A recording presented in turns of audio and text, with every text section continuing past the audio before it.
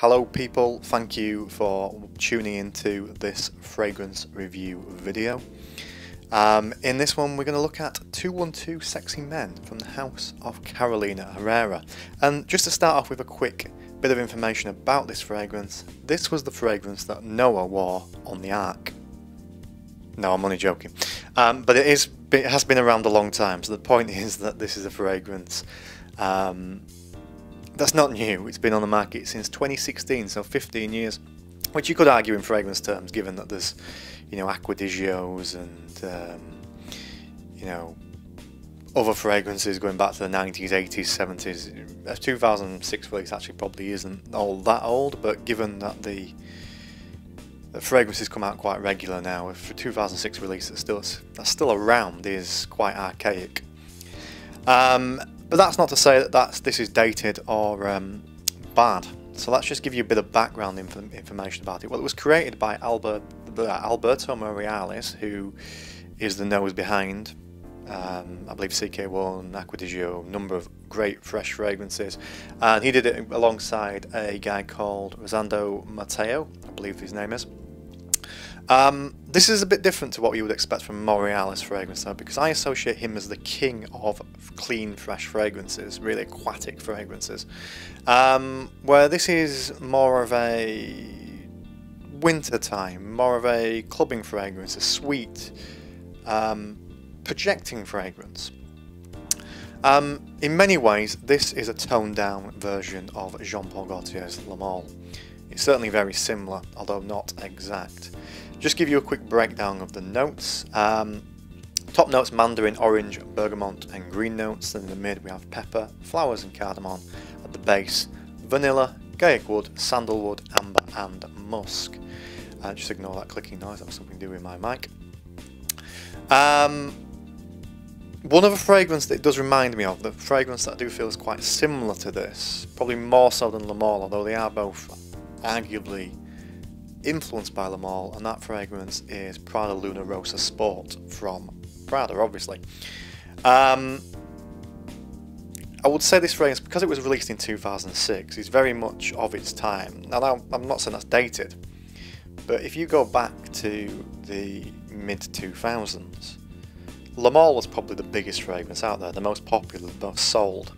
Even though it was released in about 1993, it really didn't reach its zenith, its key point of popularity, until way into the 2000s. I personally used to wear it quite a lot around 2004, 2005, and when a fragrance is popular, other houses tend to try and piggyback that popularity. So you've seen in recent years there's been a major trend of fragrances being Ambroxan heavy, and that's really to kind of build on the success of Dior Sauvage. The 2000s were really no different. Now, I'm not in any way, shape or saying the likes of Morales copied, because I'm sure he wouldn't, but he will have been given a brief by Carolina Herrera, and that brief will have included certain elements that were based on the zeitgeist of the time, the popularity of the time, what they felt would sell at that time. And what would sell at that time is fragrances that have similarities to Le Male. And I think this has very much become a byproduct of Le Male's popularity, although, as I say, it is its own fragrance.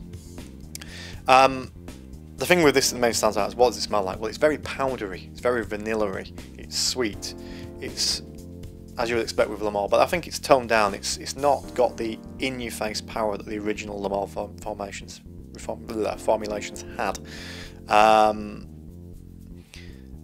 This has a kind of rougher edge to it with that powderiness. It's probably less sweet, but it certainly has the same scent DNA, which would make it very much a going-out fragrance, very much a nightclub fragrance. This smells like a nightclub toilets from about from the late 2000s. You know, the men that stand there with all the fragrances laid out, saying, give us a quid, no spray, no whatever, no splash, no gash.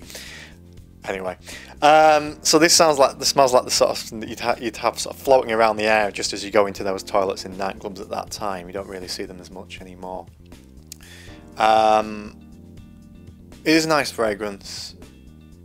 It actually probably is a decent compliment getter, although I wouldn't say I've really had any from getting this, although I haven't worn that much of it. I mean, you can't really tell how much juice is left in it with this because of the bottle type, but I'd say it's probably got 60-70% left over. Not massively expensive because it's been around for a long time. I do believe it's probably been reformulated quite a lot. This bottle is from about 4 years ago, and projection, longevity is still pretty good. If you got a bottle now, I'm not sure it would be quite as good, but I would imagine the original formulations going back to 2006 were better than this one. But I haven't got a point of comparison, so that's just my opinion. Anyway, that's all we can say about 212 Sexy Men from the house of Carolina Herrera. Once again, thank you for tuning in. Please do check out my other videos. I do appreciate you coming on and spending your time that way. And, well, stay tuned, and we'll have more fragrance videos coming very, very shortly. Thank you.